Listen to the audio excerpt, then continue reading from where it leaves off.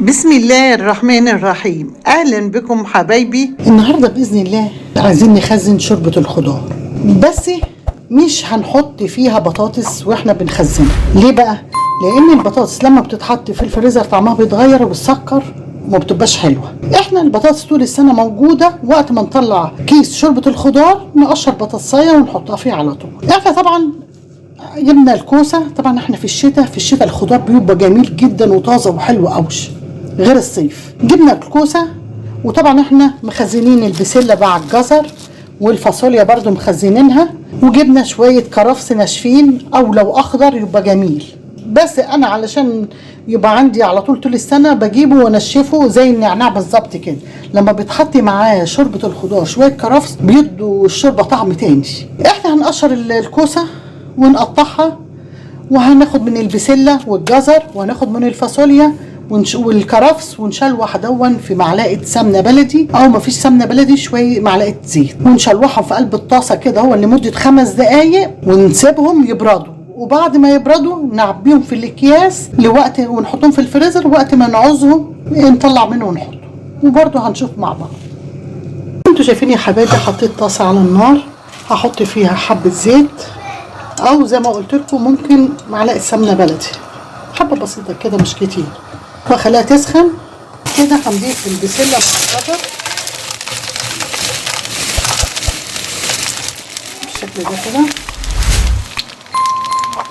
ونشوحه شويه.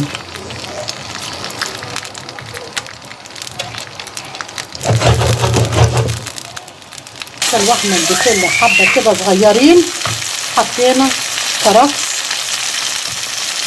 ونشوحهم مع بعض كده. بعد كده هحط الفاصوليا، طبعا احنا كل ده مخزنينه في قلب الفريزر، بس قلنا نعمل كيسين 3 كده نحطهم شوربه خضار بتنفع اللي عنده برد.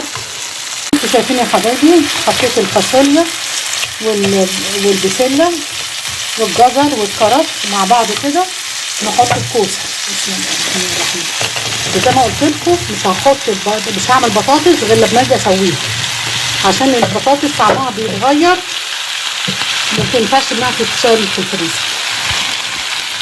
هنا بقى اللي ليهم طريقه بقى وبيعملوا بس بشوربه الخضار، لا، لان شوربه الخضار من ساعات برضه بنستعملها لاطفالنا الرضع من عمر 5 اشهر، بنعمل لهم شوربه خضار ونحطها ونضربها في الخلاط ونحطها لهم في الببرونه، بتبقى صحيه وجميله جدا ومغذيه.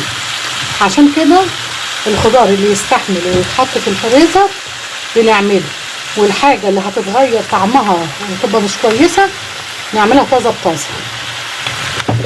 هنا كده هديهم شلوحه كله مع بعضه كده قيمه 5 دقايق وهنطفي عليها. زي ما انتوا شايفين يا حبايبي هبدا اقطع عليها قبل ما الكوسه تنزل ميتها كده. طفيت عليها، هسيبها بقى، هشيلها واسيبها تبرد، وبعد ما تبرد اعبيها في الاكياس. بس ما احطش ولا توابل ولا اي حاجه ولا ملح ولا اي حاجه من دي خالص، الا شعره سكر صغيره، شعره سكر صغيره يعني قيمه نص معلقه صغيره سكر، هنحطها فيها كده ونقلبها. بعد كده هنسيبها تبرد خالص، وبعد كده نعبيها في الاكياس. ليه ما نحطش توابل ولا اي حاجه فيها؟ ليه؟ عشان لو استعملناها للرضع لاطفالنا الصغننين من 5 اشهر التوابل مش حلوه ليهم، مش صحيه.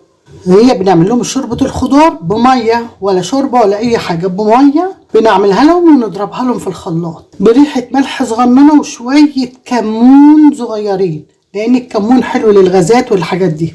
اما اوعوا تحطوا وتقولوا توابل لحمه، توابل فراخ، توابل حاجات للرضع، غلط غلط غلط، مش صحي. دلوقتي هنعبيها في الاكياس بس نسيبها تهدى خالص وهتشوف مع بعض يا حبايبي. بعد ما برد يا حبايبي زي ما انتوا شايفين كده، نقول بسم الله الرحمن الرحيم ونجيب الاكياس ونعبيه. شوفوا لونه اخضر جميل ازاي. ما تكتروش، يعني الكيس كده زي ما انتوا شايفين كده اهو، وتروحوا مطلعين الهواء منه بالمنظر ده كده اهو. نروح قافلين من الحته اللي فوق دي ونروح عاملينهم كده بالشكل اللي انتوا شايفينه ده. هعملهم ونشوف مع بعض. وكده يا حبايبي عبيتهم في الاكياس. الكيس على قد الحاجة اللي احنا هنستعملها، ما نكترش.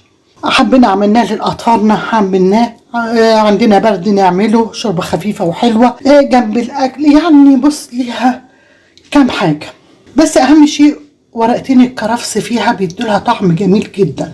ونصيحة مني، ما تحطوش بطاطس فيها وانتوا هتشيلوا وتخزنوا في الفريزر. البطاطساية قشروها واعملوها طازة وقت ما تطلعوا الكيس وتعملوه. يا رب الطريقة دي تعجبكم. السلام عليكم ورحمة الله وبركاته.